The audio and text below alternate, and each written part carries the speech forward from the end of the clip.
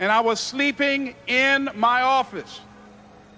It was hard when just over 3 years ago, in the Penobscot building in Detroit, Michigan, where I was operating my business, and I fell on some hard times. It was hard coming into the lobby, and the security said, "Excuse me, Mr. Brown, can we see you for a moment?" And I said, "Yes," and I walked up to the counter, and he gave me an envelope. And he said, "Would you mind reading it here?" And I opened the envelope, and the envelope was from management that said, "This is an office tower. It's not a hotel. Please do not sleep in your office." And I said, "Excuse me, sir." I said, "I just work long hours in creating my business. I'm an entrepreneur. And right now things are bad for me, but they're not going to be this way always. I'm not trying to make this my home." And it was hard coming through the lobby. And sometimes they would laugh. There's a guy talking about becoming successful. And look at him. He's bathing in the bathroom upstairs on the 21st floor. He sleeps on the floor. Him and 2 other dreamers up there. Look at him. It was hard, ladies and gentlemen, coming to speak to people. And I was facing financial difficulties in my own life. I was behind on my bills and my dreams, and I'm saying to them, you can live your dream. It was hard, ladies and gentlemen. It was very difficult to pick myself up each day believing that I could do it. There were times that I doubted myself. I said, "God, why is this happening to me? I'm just trying to take care of my children and my mother. I'm not trying to steal or rob from anybody. Why did this have to happen to me?" It was rough when I lost my job, and I could not find a job. It was humiliating and embarrassing, borrowing money, and then I couldn't pay the money back when I told them I would. That's rough. How people look at you, how they respond to you. It's very hard. Here's what I discovered that happens to you in life, that you will go through things, and while you're going through them, you can't understand why it's happening to you. But after you go through it, and you get back and you look at it and you say, "Oh, now I understand why I needed that lesson." Then I saw that that was preparing me for bigger and better things. See, most people want it easy. See, easy come, easy what? Easy go. Learning those things that you don't like to do. But you know that in order for you to get where you want to go, this is one of the hoops that you have to flip through. And I'm saying to you, whatever you got to do it, because if you don't, life is going to whoop you until you surrender. How do you hang in there during the hard, difficult times? Les, you must have faith.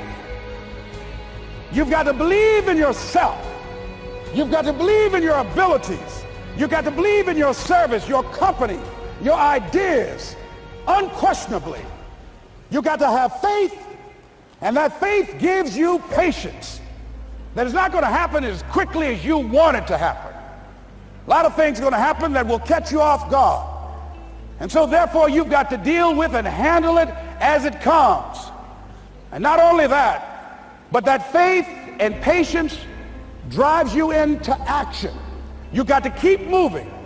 By continuing to push forward, by continuing to run toward my dream, that one day I would have my own talk show. It's a long shot, ladies and gentlemen, from Liberty City, an abandoned building on a floor, never knowing my mother or father. It's a long shot. Being here with you today in this dome in Atlanta, it's a long shot.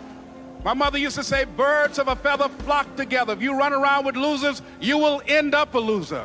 It's necessary that you get the losers out of your life if you want to live your dream. Ask yourself the question, the people in my life right now, are they contributing to my growth and development? Are they making me a better person? Is it making me stretch mentally and emotionally and spiritually? Is it getting the best out of me? See, this is the only life you've got. That you get the energy drainers out of your life, people who don't want anything, people who are not striving, people who are not challenging themselves, people who aren't growing, people who have stopped dreaming. It's necessary that you align yourself with people and attract people into your business who are hungry, people who are unstoppable and unreasonable, people who are refusing to leave life just as it is and who want more. See, ladies and gentlemen, if you don't use your talents, if you don't use this power, this force that you have within you, you're going to lose it. I travel a lot speaking around the country, and I was out of Detroit for around 2 months. I came back to the airport, went in the parking lot, put my key in the ignition, turned the key. Can anybody tell me what happened? Now, can you tell me why the car did not get started? The battery was dead. Why was it dead? I had not been using it. Repeat after me, please. If you don't use it, you lose it. If you have the ability to play an instrument, the world's greatest said that if I miss a week of practice, I know it. And if I miss 2 weeks, the critics know it. And if I miss 3 weeks, my audience knows it. If you have the ability to draw well, and if you don't use that talent eventually, you're going to lose it. If I don't speak often, and at one point in my life, I missed speaking for around 6 months. And when I came up before an audience, I was rusty. I could not get my thoughts together. I could not have the power, the kind of confidence that I needed in order to make it happen. So whatever you want to do, whatever idea that you have, the longer that you're sitting on that idea, you are either creating or you are disintegrating. If you're not using it, your skills are diminishing every day. I was on a television program the other day. A lady called in and she said, there's something I'd like to ask you. And I said, what is it? She said, well, I have this thing I want to do, but I've been unemployed. I lost my job for 2 years. I haven't been able to find a job. I don't have the money and I don't have the contacts and I really don't know what to do. I said, excuse me. I said, the fact that you don't have the money or the contacts really is not the issue. I said, what's the real issue? She said, what do you mean? I said, what's stopping you from doing what you want to do? She said, well, I don't know. I said, but if you did know, what would your answer be? She said, well, I think maybe I'm afraid. I said, what are you afraid of? Maybe I might fail. See, a lot of people allow fear to stop them from living their dream. Answer your calling. Whatever you're called to do, don't count yourself out. Don't say, I can't do that. You're bombarded with negative stuff every day that beats you down, and you will find yourself unconsciously engaged in self-destructive behavior. If you don't program yourself, life will program you. It's got to be your passion. You got to love it, ladies and gentlemen. You got to love it. It's got to be what you are supposed to do. You want to sing, and even though they want to invite you to Carnegie Hall, you're going to sing to anybody that listen to you, including singing to yourself. I used to talk to my plants when nobody else would listen to me. You're supposed to build something, you're supposed to create something. I don't know how to do it. Learn. Do whatever is required. Just go out there. It's possible you can get what you want. It's necessary. If you want it, you got to go into action. You got to be willing to experiment. You got to be willing to fail and to succeed. You got to be willing to form and to develop new relationships. It's you, it's on you. You got to make that happen. Nobody's going to bring it to you on a silver platter and say, here's your dream manifested.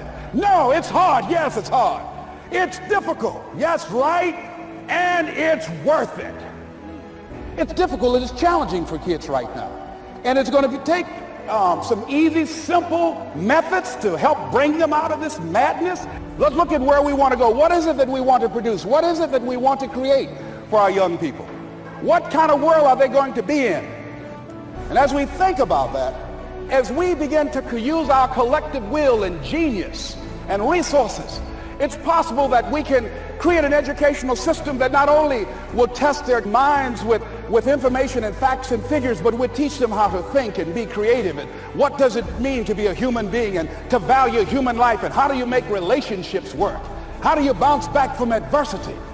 It's possible that we can give them a curriculum that will give their lives a sense of purpose and direction and meaning and teach them how to begin to know and operate on a higher level of being, where they become assets to our society rather than liabilities. What if we leave here with that kind of consciousness that it's possible, as opposed to saying we have to write this generation off, that it's possible that we were born for such a time as this and that, that maybe someone here has the idea or the method or some plan of action or an approach that can resolve many of the problems that we're facing with young people today. Whatever we have to do to save our children, it's worth it. So that brings me to the final step, that it's necessary for us to begin to look at the future and know that it's possible that we can have our dream. Yes, it is. Other people have done it, then we can do it. We fail a lot of times. Well, a lot of other folks failed, and eventually they came back and they succeeded. So it's possible we can have what we want. And we know that we want to get it. It's necessary that we align ourselves with people that think like we do. It's necessary we get negative, do-nothing people out of our lives. It's necessary we never stop learning and growing and developing ourselves. It's necessary that we never give up. We know that it's you, it's me. It's being responsible for our stuff and deciding that we're going to keep on keeping on, and that we're going to find a way to win or find a way to make it happen. And we know it's hard. It's not going to be a picnic. And we've all had experiences where we were working on something and we knew it was possible. And we did those things that were necessary to bring it into reality. We took the responsibility to make it happen. Other people couldn't see it. A lot of people didn't believe it. You were attacked. You were criticized. People were opposing you, but you kept on doing it. It was hard. It was rough. It was difficult. But to you, it was worth it. And eventually you got to a level you know, can nothing stop me now. I'm on the move. Don't stop running toward your dream.